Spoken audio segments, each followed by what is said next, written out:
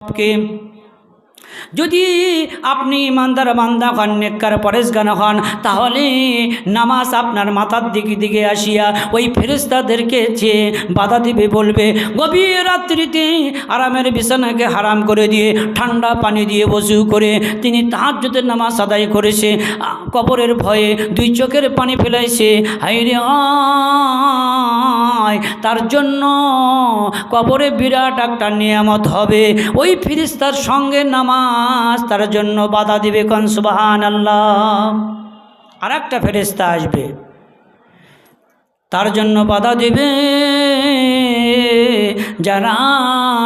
যাদের মা বাবা বেঁচে আছে, যারা মা বাবারকে খিদমত করে, মা বাবার কথা শুনে, মা বাবাকে মহব্বত করে, মা বাবার কথা শুনে, যদি বাবা বলে বাবা তুমি একটু এগিয়ে আসো, আর যদি বলে তাহলে বাবার কথা শুনি, আইনে গায়ে ওই সন্তান যারা বাবা মার কথা শুনেছে, বাবা মার হুকুম পালন করেছে, আল্লাহ রব্বুল আলামিন বলেন ওই ফেরেশতার জন্য পা থেকে বাধা দেবে। কোন সুবহানাল্লাহ।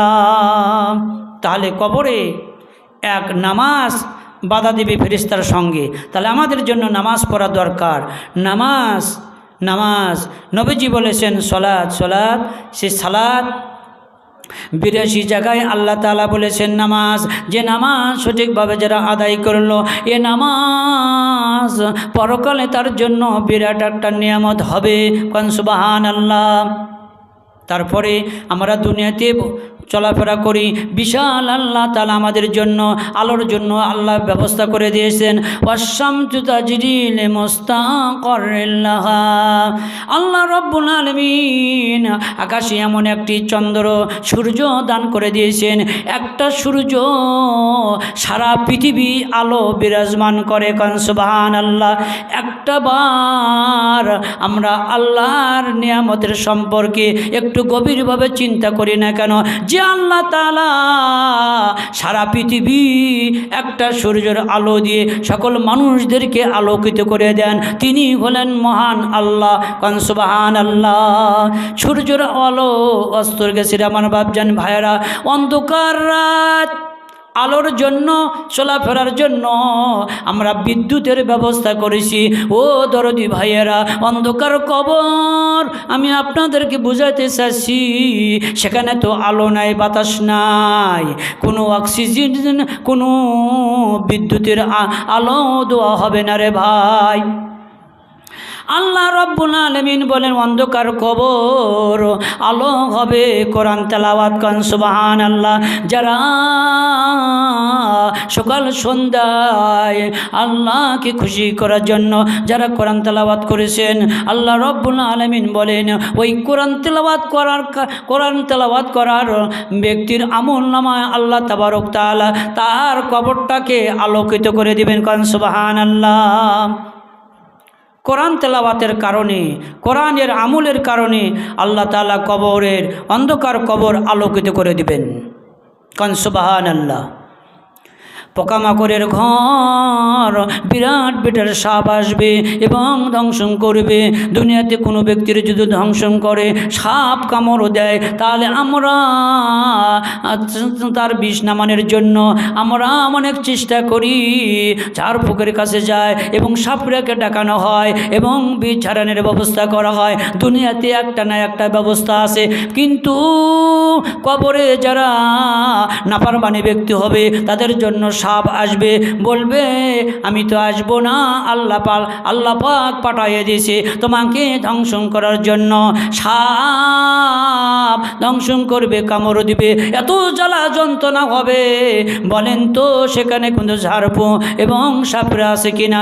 কে তোমার বিষ নামাইবে? আমি আপনাদেরকে অনুরোধ করে বলি, ওই কবরে আল্লাহ রাব্বুল আলামিন ওষুধ বানাইয়া দিবে।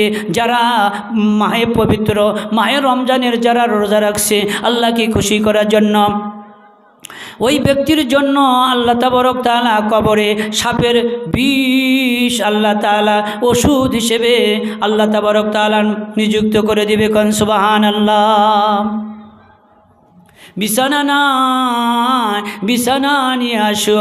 ও বাপজান ভাইয়েরা, যে ব্যক্তি বেশি বেশি করে দান খয়রাত করবে তার জন্য বিছানার ব্যবস্থা হয়ে যাবে। কোন সুবহানাল্লাহ। দান একদিক থেকে তাকে বাধা দিবে।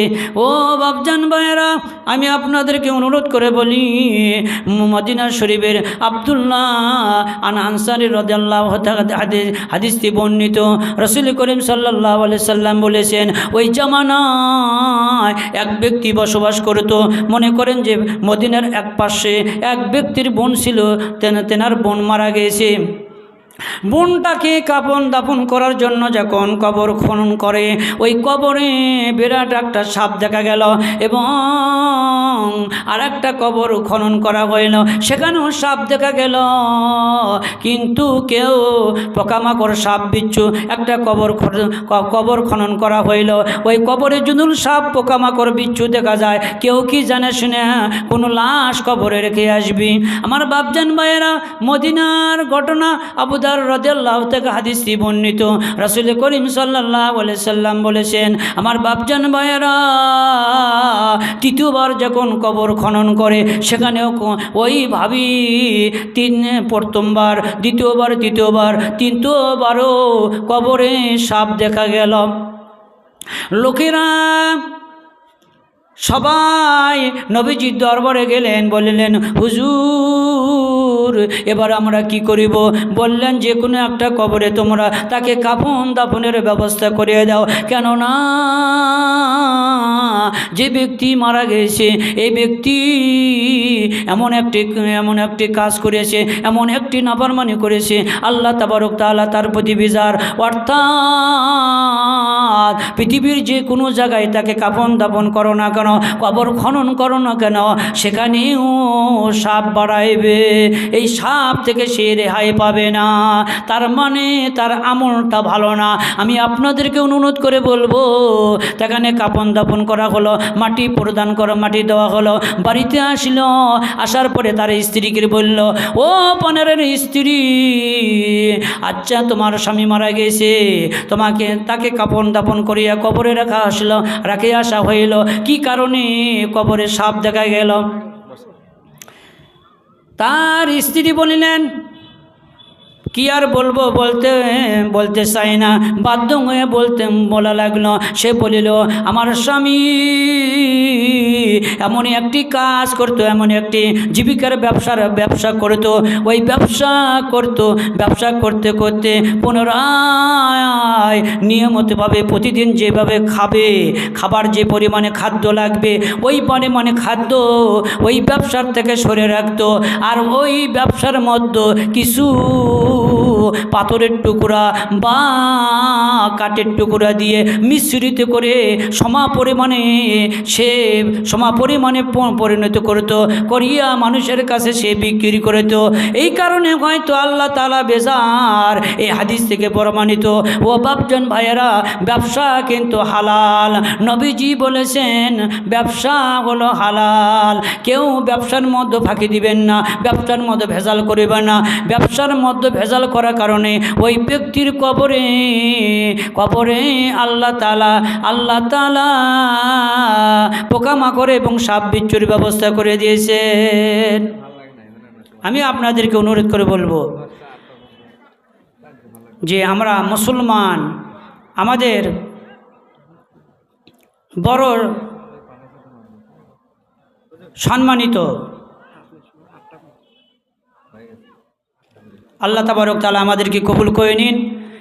এখনও যারা মাহফিলে আপনারা হাজির হননি, হাঁটি পা করে বেহেশতের বাগানের মধ্যে আপনাদেরকে আসার জন্য সবিনয় অনুরোধ করেছি। সুন্দর একটি পরিবেশ করেছেন কসুল্লার যুবক ভাইয়েরা। আমি তাদেরকে মেডেল দিই, এদেরকে ধন্যবাদ দিই। আল্লাহ তাবারক তাআলা আমার এই যুবক ভাইদেরকে আল্লাহ কবুল করে নিন। এই ভালো একটা পরিবেশ, কোরআন শোনার জন্য সুন্দর একটি পরিবেশ করেছেন। এই পরিবেশের কারণে যেন মুসিবতের সময়, হাসরের মাঠ যেদিন শুরু হয়ে যাবে, মহা মুসিবতের সময় যেন আল্লাহ তাবারক তাআলা আমাদেরকে নাজাতের রসিলা হিসেবে আল্লাহ তাআলা আমাদেরকে যেন কবুল করে নেন। বলেন আমিন। মান্নান মামা, এখনও কিন্তু এখানে একটা কোরআন শরীফ আসেনি, একটা কোরআন শরীফ নিয়ে আসেন। আর আমি আপনাদেরকে বিশেষভাবে অনুরোধ করছি, আপনারা মেহমানদারি করা হয়েছে, অনেক রাত হয়ে গেছে, ঈশার নামাজের পর আমরা খাওয়া দাওয়া করেছি।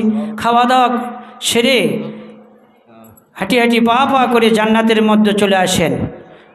আমাদের যথাসময়ে আমাদের বিজ্ঞাপন ঘোষিত বক্তারা কথা বলবেন, আমরা তাদের মুখ থেকে কোরআন হাদিসের আলোচনা শুনব, আমল করার চেষ্টা করব। আমলে নিয়তি আমরা আসি, হয়তো আপনার আমার জিন্দগির শেষ রাত কোরআন শোনার কারণে যেন আল্লাহ আমাদেরকে জান্নাতের মেহমান বানায়। এই বলে আমি আমার কথা শেষ করছি। ওয়া আখিরু দাওয়ানিল হামদুলিল্লাহি রাব্বিল আলামিন। আসসালামু আলাইকুম ওয়া রাহমাতুল্লাহি ওয়া বারাকাতুহু।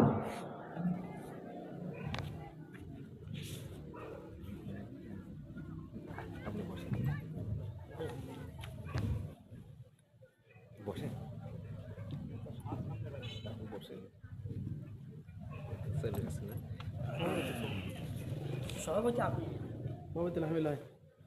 সভাপতি আছে।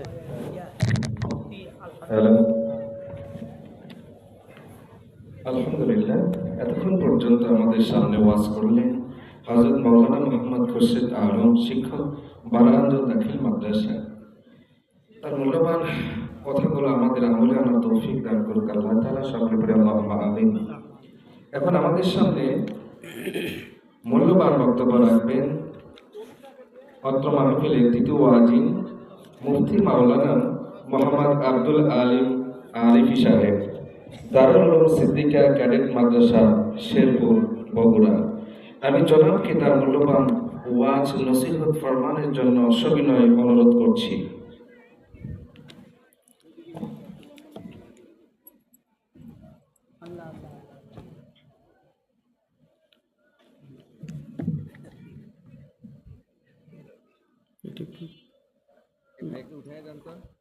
অপরাধ